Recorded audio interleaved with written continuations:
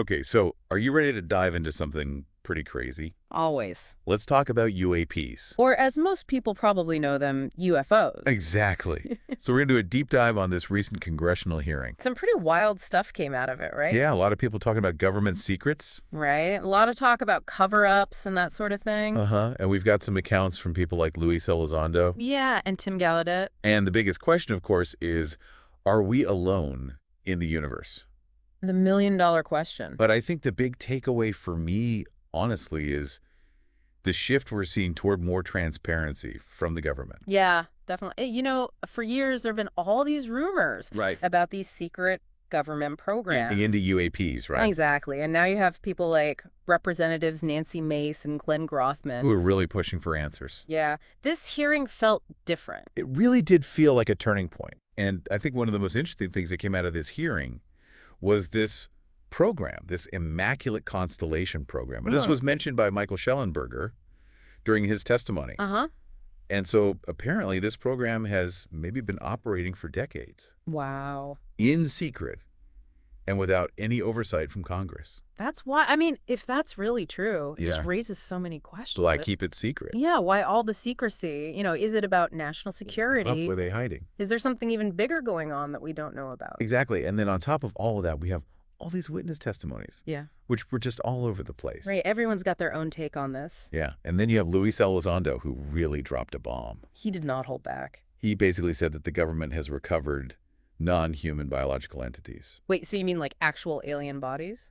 He said actual physical remains from incidents like the Roswell crash. Roswell, that's a whole other can of worms. Right. And he's saying that there's been a huge cover-up. A cover-up that's been going on for decades. For decades. Yeah. And his testimony was definitely the most dramatic. It was definitely attention-grabbing. Yeah. So I think it's important to really look at what he's saying and ask, was there any evidence to support it? Right. Did anyone else back up his claims? Good point. And, you know, even if these entities do exist, Right. what does that mean? What does that mean for us? For how we view life in the universe. Exactly. And then we had Tim Gallaudet, who took us in a completely different direction. Okay, where did he go? Underwater. Underwater. Underwater UAPs. Okay, so we're not just talking about stuff in the sky anymore. No, he described objects being detected underwater moving in ways that, like, we can't even explain. That just bends your mind a little bit. Yeah, it really makes you wonder what's going on down there. Especially because we barely explored the ocean. Like, what technology are we even using to see this stuff? Good question.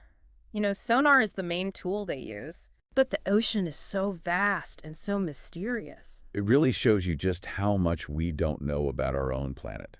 Absolutely. Then we had Michael Gold, who was representing NASA, and he took a more cautious approach. A more scientific approach. Yeah, he said that UAPs are real, Okay. but there's just no proof yet that they're alien.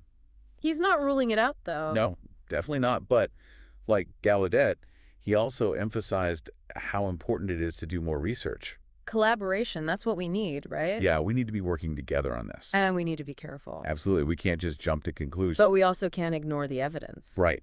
We need to stay open-minded, but also be skeptical and really analyze the data. Exactly. And then that brings us back to Michael Shellenberger, who, as we said before, really pushed hard for transparency. Yeah, he made it clear that the public has a right to know what's going on. He said that we need to disclose what we know about UAPs. I think he's got a point if we're going to get to the bottom of this. Yeah, we need to be open about it. Yeah. And that will help us hold people accountable.